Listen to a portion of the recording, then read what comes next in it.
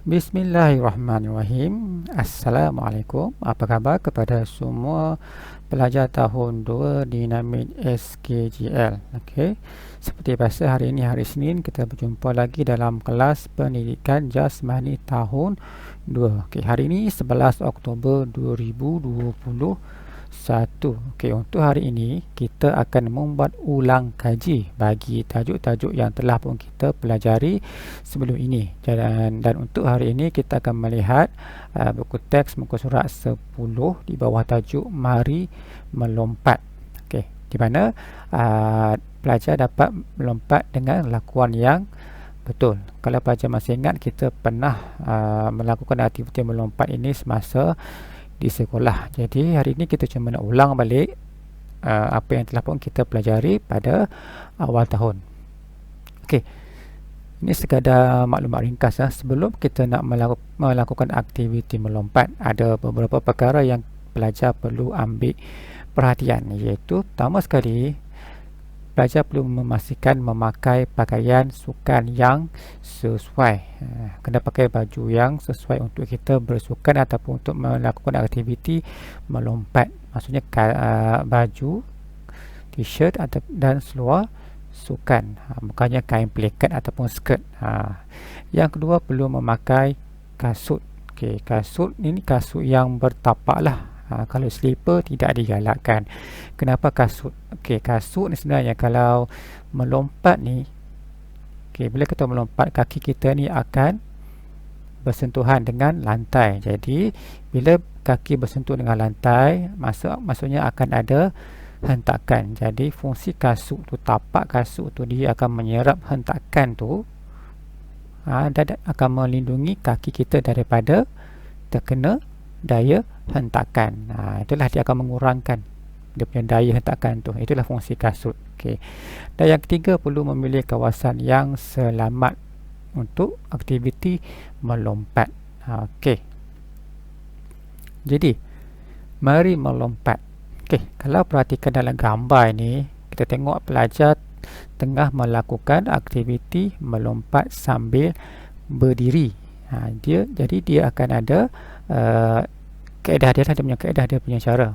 Okey, ingat, pertama sekali untuk aktiviti melompat ini, murid perlu melompat dan mendarat dengan kedua-dua belah kaki. Kenapa perlukan kedua-dua belah kaki? Sebab kalau sebelah kaki, kita tak boleh nak kawal keseimbangan badan. Sebab itulah kita memerlukan dua belah kaki supaya kita lebih stabil apabila kita hendak mendarat dan tak jatuhlah. Kalau sebelah kaki kita risau, nanti kita akan terjatuh dan mungkin akan tercedera. Okey. Yang kedua, fleksi lutut ketika mendarat untuk mengelakkan kecederaan. Maksudnya lutut tu, bila kita hendak mendarat, kita perlu bengkokkan lutut tu seperti inilah. Ini kita kena bengkokkan. Kenapa perlu bengkokkan? Supaya hendak menyerap daya, dia punya daya hentakan tu, supaya kaki kita ni selamat dan tak tercedera. Dia macam ni lah motor kereta, tayar tu dia ada absorber ataupun suspension tu, supaya nak jaga kita punya kalau kena lubang pun dia takkan terhentak. Kalau kereta yang dia punya absorber dia rosak, tengok kalau kena lubang dia akan kasar bunyinya.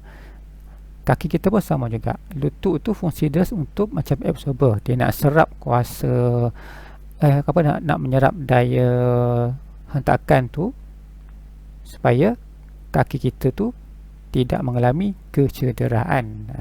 Okey, itulah fleksi lutut ketika mendarat untuk mengelakkan kecederaan.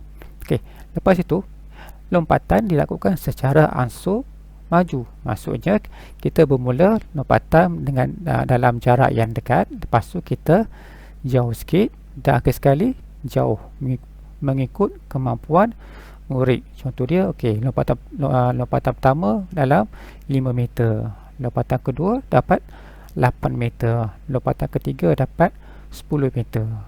Itulah mengikut kemampuan murid. Okey. Jadi untuk lebih memahami cara melompat dengan betul, cikgu ada sediakan video ringkas untuk pelajar lihat. Jadi kita tengok dulu video ringkas ini supaya lebih faham Bagaimana cara nak melompat menggunakan kedua-dua belah kaki. Melompat dan mendarat menggunakan kedua-dua belah kaki. Okey, jom.